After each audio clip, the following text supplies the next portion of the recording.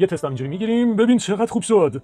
یعنی یه چراغ قوه خراب به همین راحتی موبایلی شد، شارژ میشه با پاور بانک. این چراغ قوه رو با 15000 تومان تعمیر دائمی کردم جوری که دیگه خراب نشه. و دیگه چی میخوای آخه؟ واقعیت داستان اینه که هیچ تعمیرکاری دوست نداره که شما این روشی که من میخوام بهتون بگم و یاد بگیرید، چون با این روش هر مدل چراغ قوه، چراغ اضطراری و هر چیزی که به باتری میخوره رو بتونید به راحتی تعمیر بکنید. پس با من همراه باشید و هیچ حرف اضافه ای هم نداریم. همین الان میخوام استارت بزنم که این چجوری درست میشه. پس با یه پیچ کشتی میایم پیچاشو باز میکنیم. این چیه به دستم چسبید؟ سیمای مسیه. اینو بازش میکنیم و یک راه حل خیلی میانبرطور، خودمونی و کم هزینه بهتون آموزش میدم. همین اول کار بهتون یه توضیح بدم بچه ها. این چراغ قوه ها به صورت های مختلف میتونن تعمیر بشن. دوستان صاحب نظر نیان تحقیر نکنن، نمیدونم حالت بی احترامی نگن میتونستی این کارو کنی، میتونستی اون کارو کنی. بله، هزاران کار میتونستم بکنم ولی تصمیم گرفتم این راهو برم. این راه به نظر خودم با تجربه‌ای که پیدا کردم از همه آسون تره. اولا اینکه این باتریایی که خودشون داخلشون دارن و سیستمی که اینجا داره از مدل باتری های به اصطلاح اسیدی بهشون میگن و اینا دوباره باز خراب میشه هر کاری که بکنید، چون چین داره در جهت راحتی یک چیزی طراحی میکنه که فقط بده بره. درسته که این کار رو جمع میکنه، شما نگاه میکنید خروجی داره، ولی عمر مفیدشون واقعا تجربه ثابت کرده که بسیار بسیار بسیار پایینه. من خودم برای محصولات خودم، یعنی چیزایی که خودم استفاده میکنم، هیچ وقت اینا رو تعمیر نمیکنم. ممکنه الان مثلا این یه دونه مقاومت توش خراب شده باشه یا هر چیز دیگه، اینا باز دوباره میسوزن بچه ها. این نکته ایه که تجربه باید پشتش باشه، وگرنه یه تعمیر ساده و یه پولی از مشتری گرفتن واقعا کاری نداره.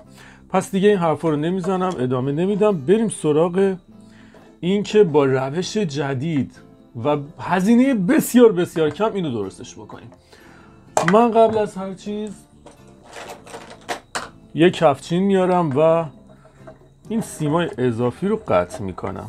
بچه ها همین الان در حال حاضرم بگم ایراد اینه که به برق میزنیم هیچ اتفاقی نمیفته و باید این برد تعمیر بشود، ولی ما نمیخواهیم که این برد تعمیر بشود. چی کار میکنیم؟ چند تا سیم رو باید همون اول جدا بکنیم. این سیم این باتری ها اصلا یه چیز کاملا بیخودیه، هیچی مثل باتری لیتیومی نمیشه. حالا من باید یه کار مفیدی که بکنم اینه که چک بکنم که این لامپی که اینجا هست سالم باشه.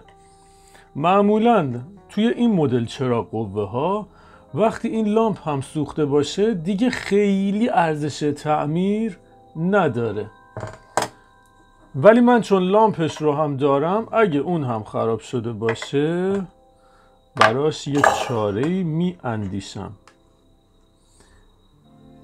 این قسمت قراره که خیلی جذاب باشه، چون باتری لیتیومی که میخوایم استفاده بکنیم، ببینید که چی میخوام بذارم، واقعا براتون جذاب خواهد بود.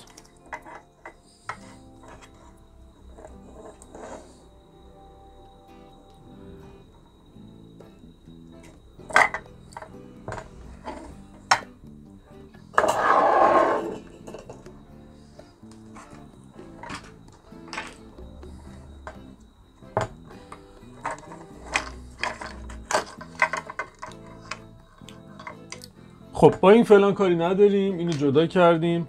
بازم من از این تو ویدیوهای دیگه استفاده میکنم. مثلا جایی که 220 ولت رو میخوام بدم تبدیلش بکنم به ماژول های حالا ولتاژ پایین تر. اول بریم اینو چک بکنیم ببینیم مثلا روشن میشه یا نه. یه باتری لیتیومی از قبل دارم من، 3 و 7 روشون نوشته معمولا.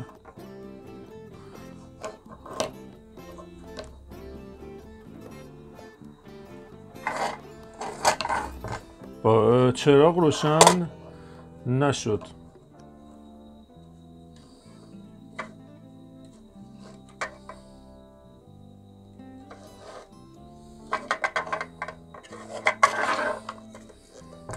پس از این قسمت بازش میکنیم.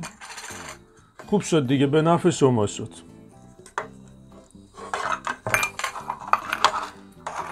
که من اینجا طریقه تعویض این لامپ رو هم بهتون نشون بدم.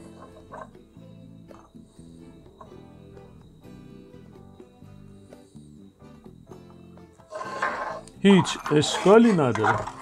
این لامپش رو هم عوض میکنیم. الانم بهتون توضیح میدم که هزینه هایی که دارید انجام میدید کلن چقدر میشه.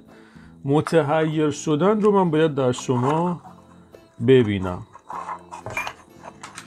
پس بذار من اینو بازش کنم. اوکی.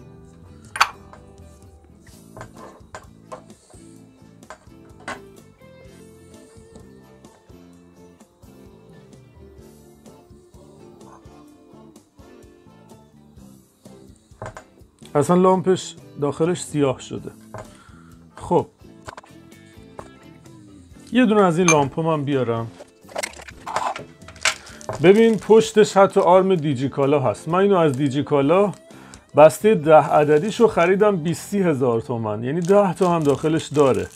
شاید هم کمتر از 20 تومان حتی. پس ببین چقدر کارایی داره. از همین مدل هم هست.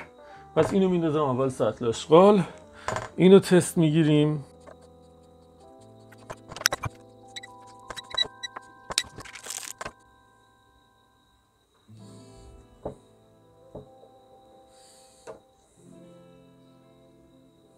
خب این لامپ سوخته بود. نه اینم سالمه. داشتم اشتباه میزدم. سیمم اینجاهاشو الان که درست کردم درست شد. ببین مثبت منفی مثبت منفی. اوکی. حالا میایم اینو به همون سبک و سیاقی که وصل بود تلاش میکنیم که متصلش بکنیم.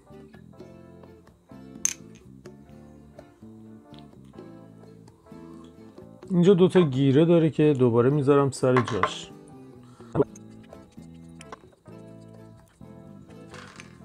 از این حرکت خوشم نیومد. ترجیح میدم که با چسب حرارتی مخصوص این رو اینجا بچسبونم و این قسمت رو کلاً حذف بکنم که اتصال مستقیم برقرار بشه. آره این کار بکنم خودم بیشتر حالم بهتره. میدونی خوبیش چیه؟ خوبیش اینه که بعداً اگه ضربه ای هم بهش بخوره دیگه در نمیاد. من میام لحیم میکنم بهش و از کار خودم مطمئن میشم.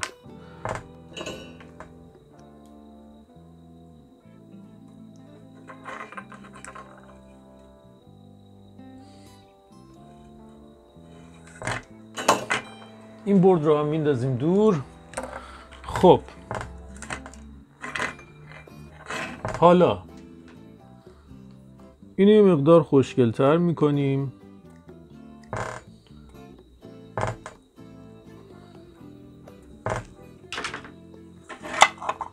همونطوری که گفتم قراره که یه کار عمری درست بکنیم. پس تمام تلاشمون رو انجام میدیم که در انتها حالمون باش خوب باشه.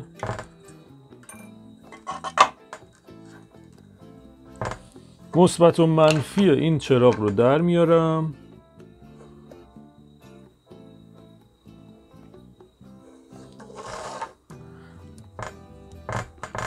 و به آسونی یه مقدار لحیم، سیم لحیم، روغن لحیم هم که بهش زدیم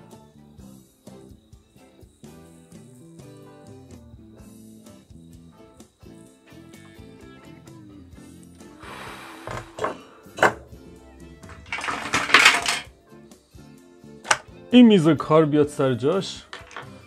خب این برای قسمت مثبتش.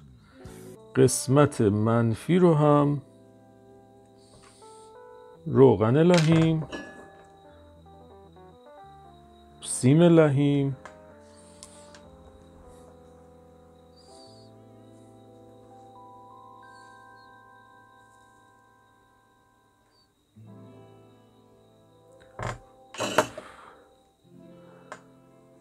حالا یه تست هم ازش میگیریم. قرمز به زرد که مثبت میشد، سیاه ها هم به هم. ببین روشن شد. اوکی، این تا اینجای کار. حالا این چراغ وقتی روشن میشه و 2 دقیقه 3 دقیقه روشن میمونه بسیار داغ میشه و حالا یا اینو میزنه آب میکنه یا انقدر داغ میشه که میسوزه. برای این منظور ما میایم زیر این چراغ ها رو از این چسب های حالت هم چسبندگی دارن، هم خمیر سیلیکونی هستن و هم اون حرارت رو کم میکنن استفاده میکنیم که معروف ترینش این چسب های به اصطلاح K704 کافوتر هست که حالا مارک های دیگه هم هست. برید بازار بگید چسب سیلیکونی میخوام برای کار الکترونیکی، خودشون بهتون میدن. قیمتش هم 40-50 تومنه که خب اینو یه بار میخرید و باهاش کلی لامپ و همه چی تعمیر میکنید دیگه. من با این تا الان 10-15 تا لامپ کم مصرف، 4-5 تا لامپای LED و کارهای دیگه که مربوط به روشنایی بوده رو راحت تعمیر کردم.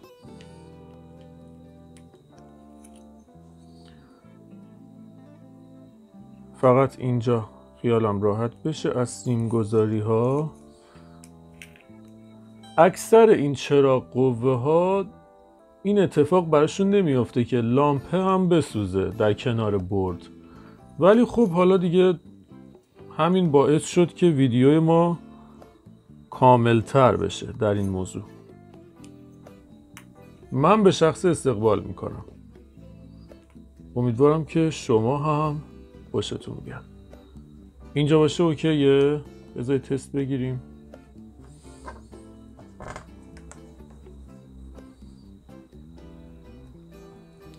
خب حالا میایم زیر کار رو یه مقداری چسب میزنیم.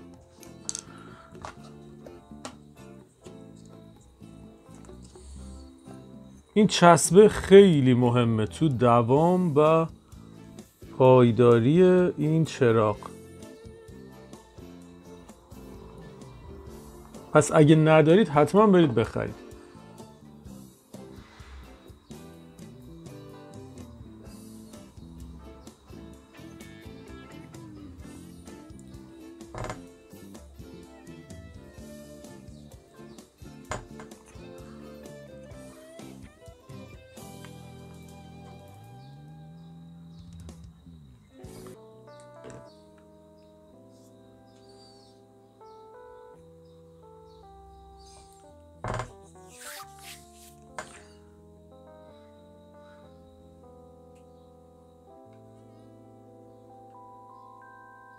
برای اینکه کار تمیز و صاف در بیاد یه چند دقیقه صبر میکنیم که چسب یه مقدار به خودش بگیره تا ادامه کار رو بتونیم انجام بدیم.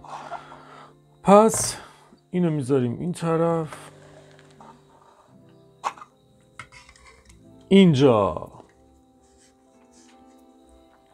یه مثبت و منفی اون چراغه هست که قراره از اینجا رد شه، از این قسمت بزنه بیرون.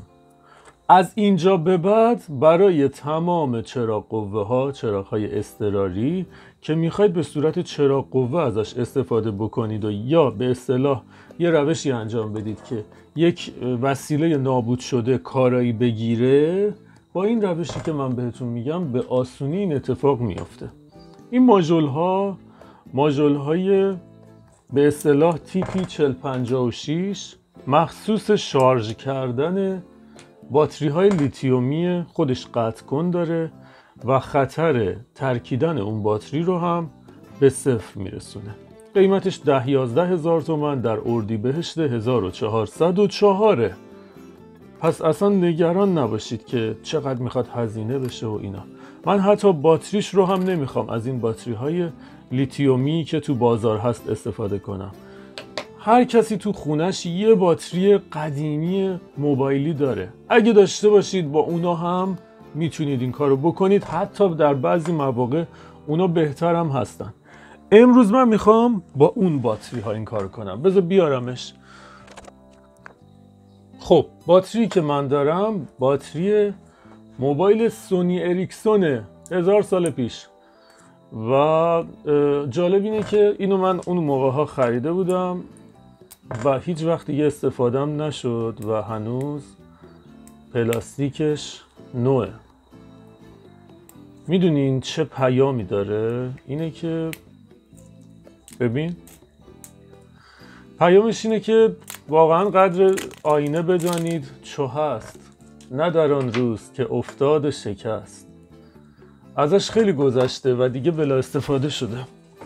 خیلی ها دیگه اینا رو انداختن دور ولی الان قراره به کار من بیاد. خب پس ما کاری که انجام میدیم از اینجا به بعد و اونایی که ویدیوهای منو دیده باشن دیگه حفظ شدن، چون من کاملا همه رو همیشه توضیح میدم. بذار سیمم بیارم تا بهت بگم میخوایم چی کار کنیم. پس ببین تا الان ما 3-4 هزار تومان پول اون چراغ رو دادیم، اون لامپ رو دادیم، 12 هزار تومان پول این رو دادیم. این باتری هم تو خونمون بود. شما اگه بخواید این باتری هم بخرید از 30-40 هزار تومان جنس های مدل پایین هست، برو به بالا. ولی یه مدل معمولی و ساده هم بگیرید برای این چراغ قوه ها جواب میده. من الان چند تا سیم نیاز دارم که مثبت و منفی بکنم. یکی بدم به این درگاه شارژی که اینجا دارم که میخوام اینجا بذارمش. بذار جاشو همین الان درست کنم.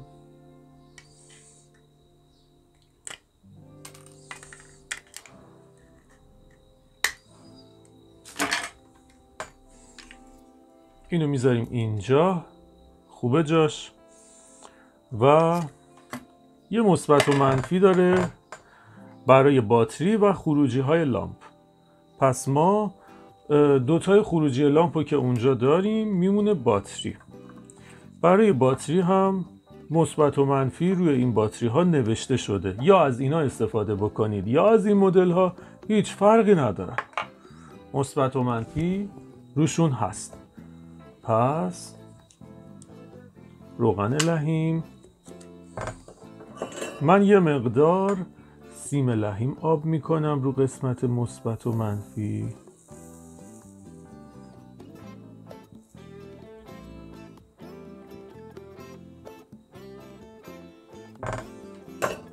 عالی. و حالا سفید رو میگیریم منفی و یه رنگی مثل آبی رو میگیریم مثبت. سرشون لخ میکنم. من این سیمای ریز رو با یه دونه فندک یه مقدار داغ میکنم و با دستم به راحتی لختشون میکنم. دیگه زور الکی هم نمیزنیم. حالا دوباره روغن لحیم و میچسبونیمش روی مثبت. همین کار رو برای سیم منفی میکنیم.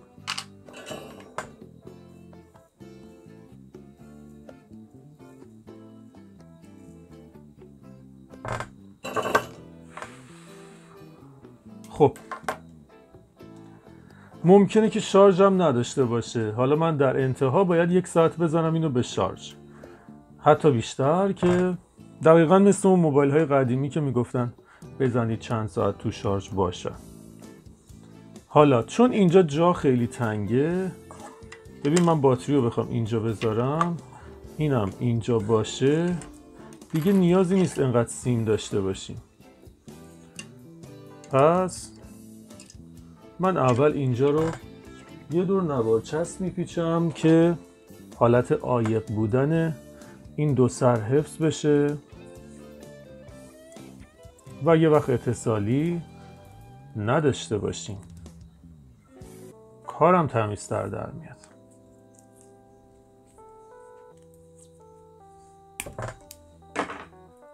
بسیار بسیار عالی. ببین اینجا میشه جانمایی باتریمون، اینجا هم که میشه اینی که قراره اینجا بذاریم. پس یه مقداری میبریم ازش، خیلی زیاده، اینجوری. دوباره دو سرش رو لخ میکنیم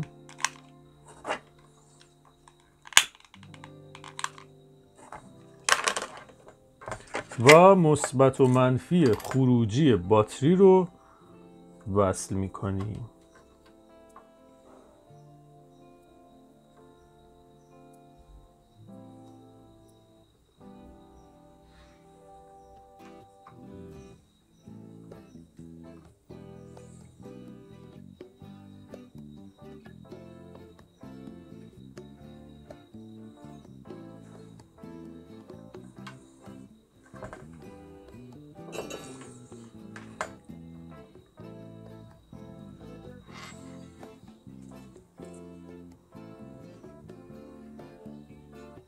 اونایی که در مورد لحیمکاری سوال دارن، من در 2 قسمت 0 تا 100 لحیمکاری رو با زبون خودمونی و خیلی آسون انجام دادم که در کنار هم اون رو هم یاد بگیریم. داخل پیجم گذاشتم.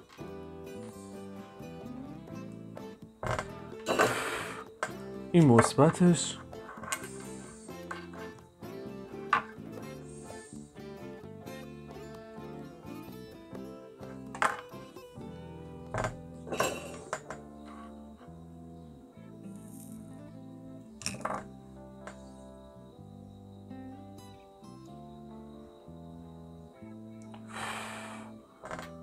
اینم از منفیش.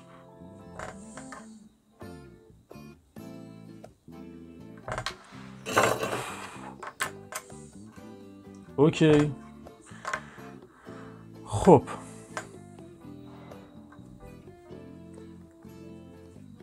حالا ببینم دیگه چه کاری میخوایم انجام بدیم. یه کار مهم دیگه ای که باید انجام بدیم اینه که یه کلیدی هم ما اینجا داشته باشیم. خود این بورد یه کلید اینطوری داشت. میتونیم کاری کنیم که همین بورد رو بذاریم. بذار ببینم جاش کجا میشد. جاش اینجوری بود.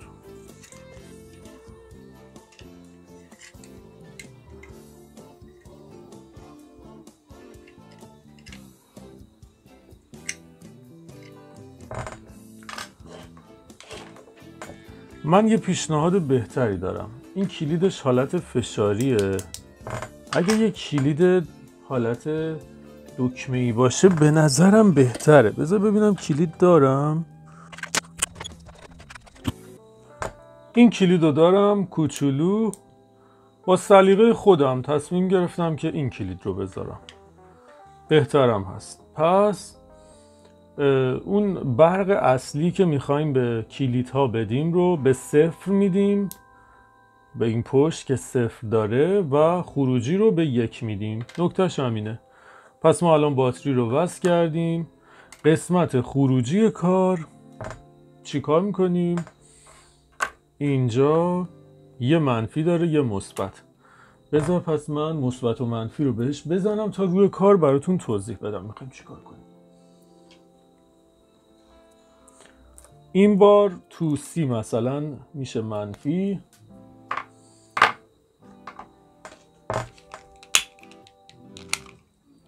همون پروسه تکرار میشه.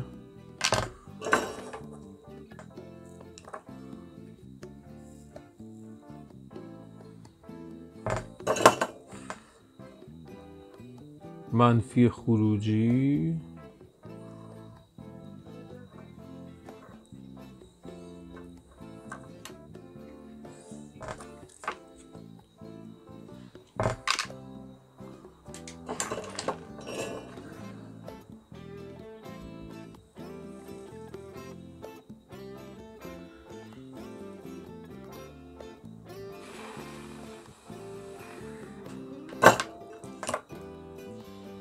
این شد منفیمون.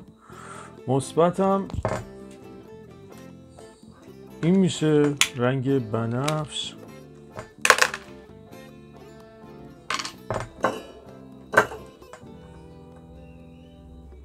دیگه رنگ بندیش دست خودتونه دیگه.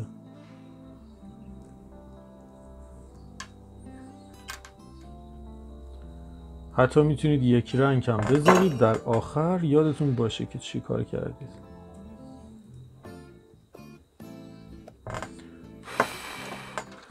خب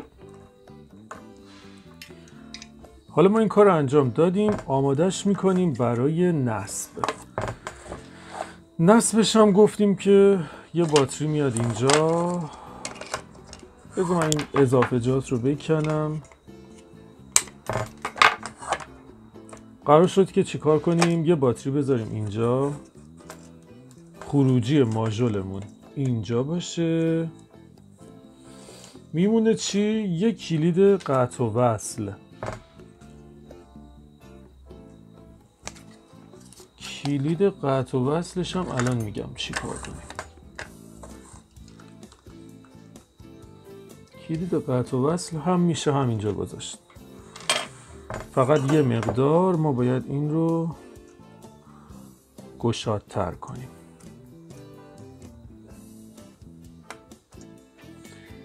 هویه رو بعد از این که دارم باش این کار رو انجام میدم، سریع با این سیم مخصوص تمیز کننده تمیز میکنم که آسیبی نرسونه.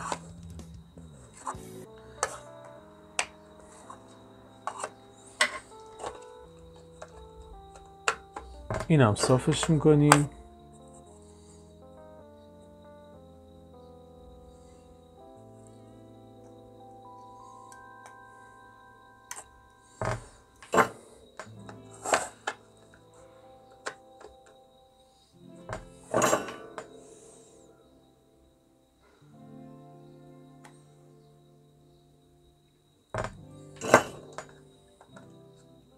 اوکی، داره کار در میاد. پس اینو میایم وصل کنیم.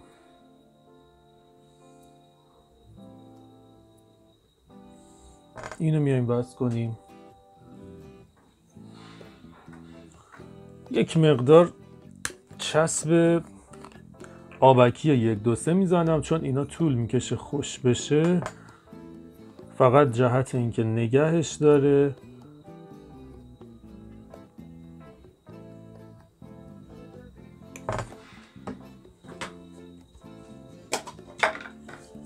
بعدش من اون که خوش شد میتونم حداقل کارم رو انجام بدم.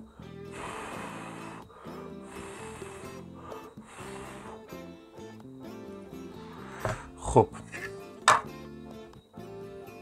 2 تا سیم اینجا بود که باید از اینجا عبور بکنه و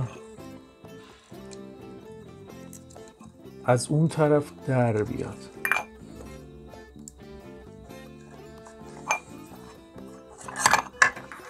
ما الان چون به این سیم ها نیاز داریم. این هم دیگه میبندیم حالا که باش کاری نداریم. شیشه هم خیلی کثیفه، با لباسم یکم تمیزش میکنم فیلمش قشنگ بشه.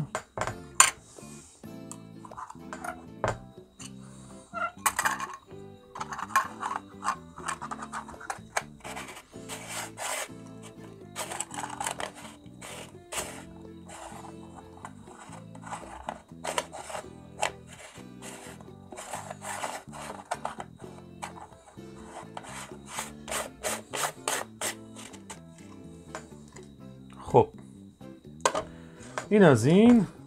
حالا میریم سراغ چسب حرارتی اینجا که این رو هم بچسبونیم. پس ما گفتیم که این قراره بیاد اینجا، این هم اینطوری بشه. چسب ها رو میزنیم دیگه. بعد یه تولیدی چراغ شارژی عمری بزنیم. مثل چینی ها هم دیگه نمیشه که 1 ماه 2 ماه کار کنه و سریع خراب شه. اینا دیگه چون خودمون میدونیم چی کار کردیم و تمام متریالی که به کار بردیم ارزون ولی با کیفیته، خیالمون دیگه راحته.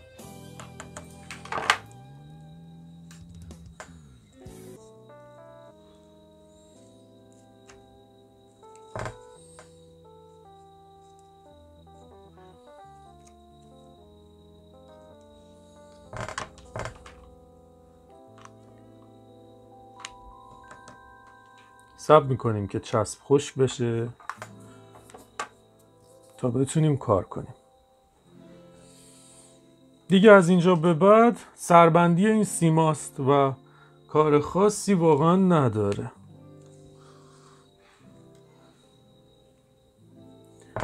خب حالا من آروم سعی میکنم که کارها رو انجام بدم. ما اینجا یه مثبت داشتیم که این مثبت خروجی این ماژولمون میره به کجا میخوره؟ میخوره به قسمت 0 کلید. پس اجازه بدید من لختش کنم.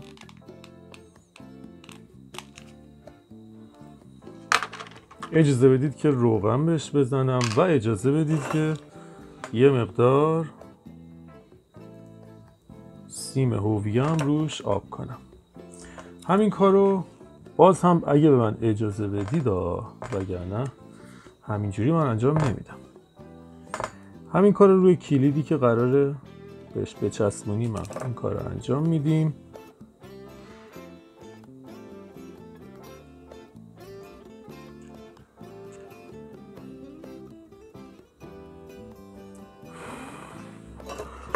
خب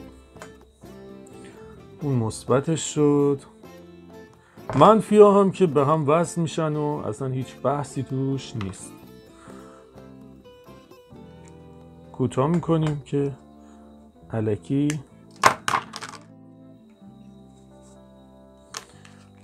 لخت میکنیم.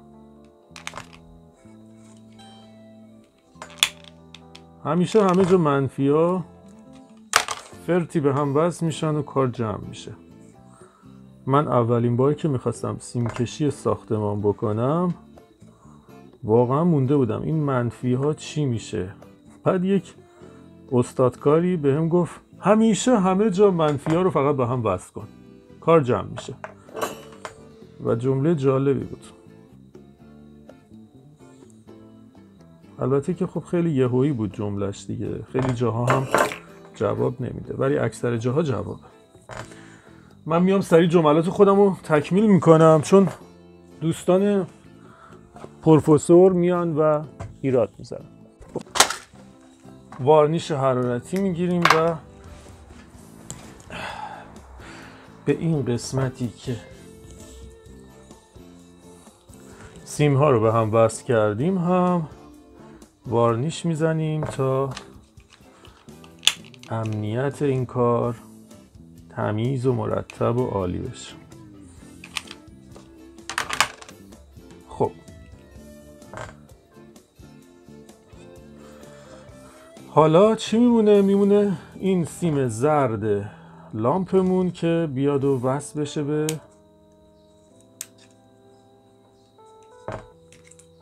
اینجا.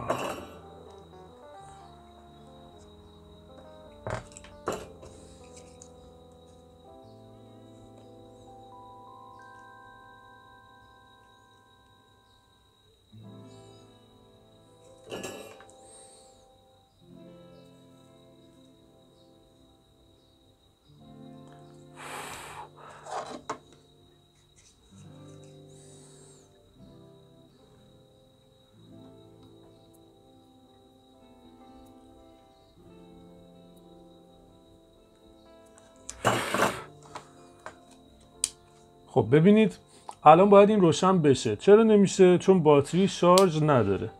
من یه مقدار باتری رو هم میذارم شارژ بشه. سیستمی که میخواستیم پیاده بکنیم دقیقا این کاریه که من انجام دادم. حالا یه مقدار چسب کاریاشو مرتب تر میکنیم.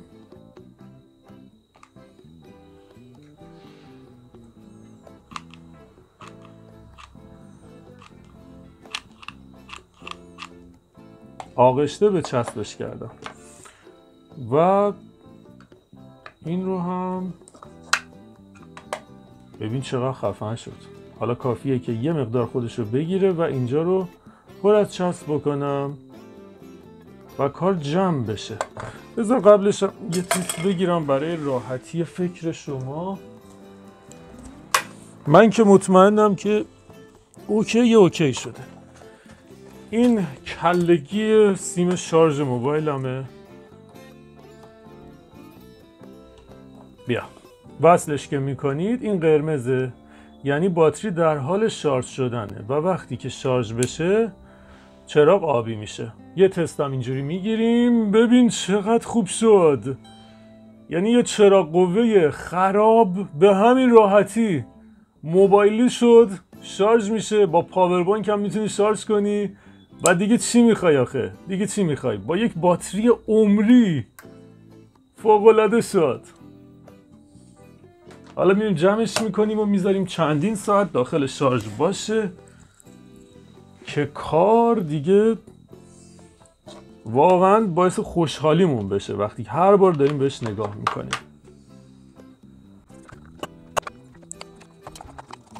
من به شخصه این چراغ قوه رو با 15,000 تومان تعمیر دائمی کردم جوری که دیگه خراب نشه. حالا بذار یکم هم تو شارژ باشه تا قدرت اصلیشو متوجه بشی. امیدوارم که راضی بوده باشید. ممنونم که همیشه دارید انرژی میفرستید، حس خوب میدید به من و باعث حال خوبید. منم همینو میام براتون جبران بکنم و بر اساس نظر شما ویدیوها رو براتون آپلود بکنم. کیفشو ببرید، لذت ببرید و حالمون همیشه خوب باشه. ارادت.